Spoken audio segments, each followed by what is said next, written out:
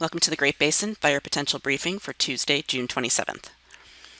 Over the next couple of days, we'll continue to have showers and thunderstorms over western and northern areas, and still today, gusty winds and dry conditions over parts of southeast Utah. Winds won't be quite as strong or as widespread as what we saw yesterday, but still gusting 25 to 35 miles per hour with relative humidity below 10 to 15%. As we move into Wednesday and Thursday, winds will decrease in southern areas, but showers and thunderstorms continue tomorrow in the north and western side of the Great Basin. By Thursday, as a trough moves across the area, this will push moisture and thunderstorm activity to eastern areas. Otherwise, the main story later this week going into the weekend will be the increasing temperatures with very hot and dry conditions going into the holiday weekend. Over the last 24 hours, we saw scattered thunderstorms over parts of central Idaho and more isolated activity further south into Nevada with scattered areas of precipitation. Great Basin fire activity, despite the new lightning and the gusty winds and dry conditions from yesterday, was still light with only a few small fires reported. Over the last 7 to 14 days, we continue to have precipitation mainly over northern areas. Parts of Idaho and Wyoming and northern Utah have seen above normal precipitation with this continuous activity.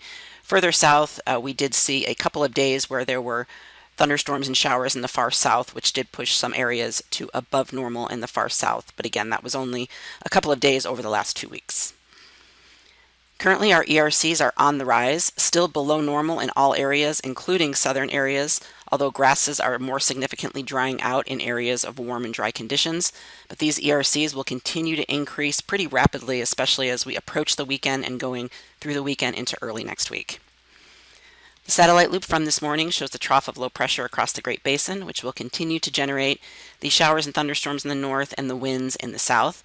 This trough will continue moving eastward, again pushing much of the moisture off to the east later this week.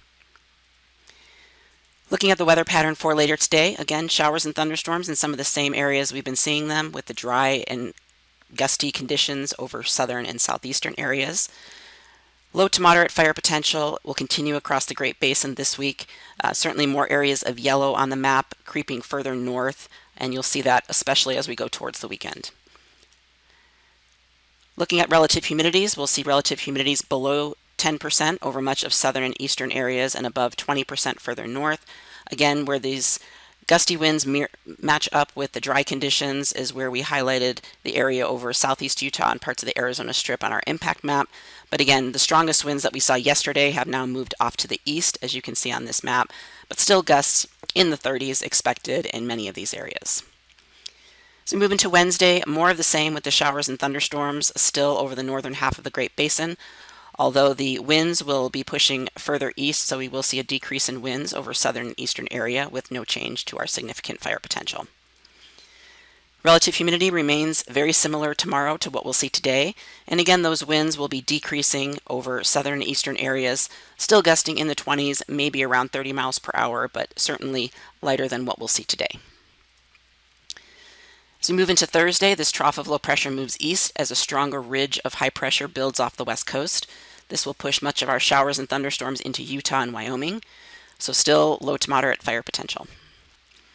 Relative humidity, very similar over far southern areas, but we will see an increase in humidity for Utah as that trough moves across with the showers and thunderstorms. And then we will see drier conditions starting over western areas of the Great Basin as that ridge approaches. Otherwise, winds by Thursday will decrease with generally low to moderate winds region-wide.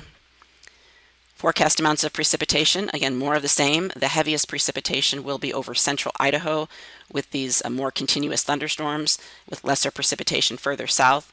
But certainly the chance for a brief heavy rain and gusty outflow winds will be likely anywhere we see these thunderstorms over the next few days.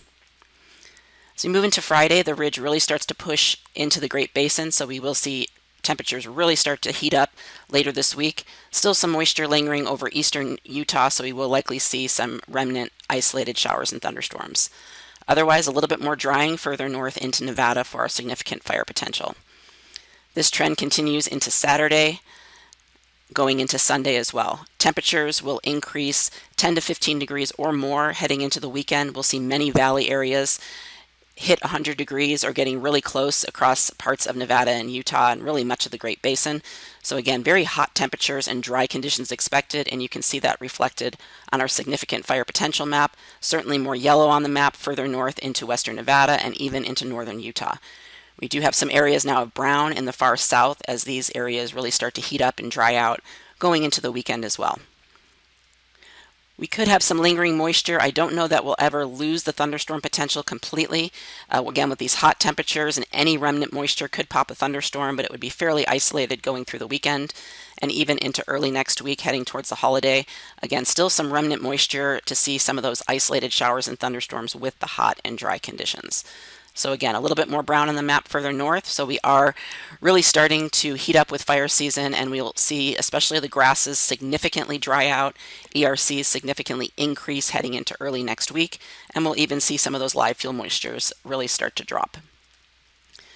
No real change to the 7-day precipitation. Much of this will be occurring in the next few days, but again, those isolated thunderstorms could continue over the weekend into early next week in areas where that moisture lingers.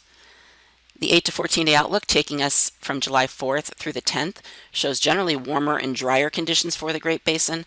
There are some hints towards the end of that period, towards July 10th, that we might start to get some monsoon moist conditions. That concludes our webcast for today. Check back tomorrow for the latest updates.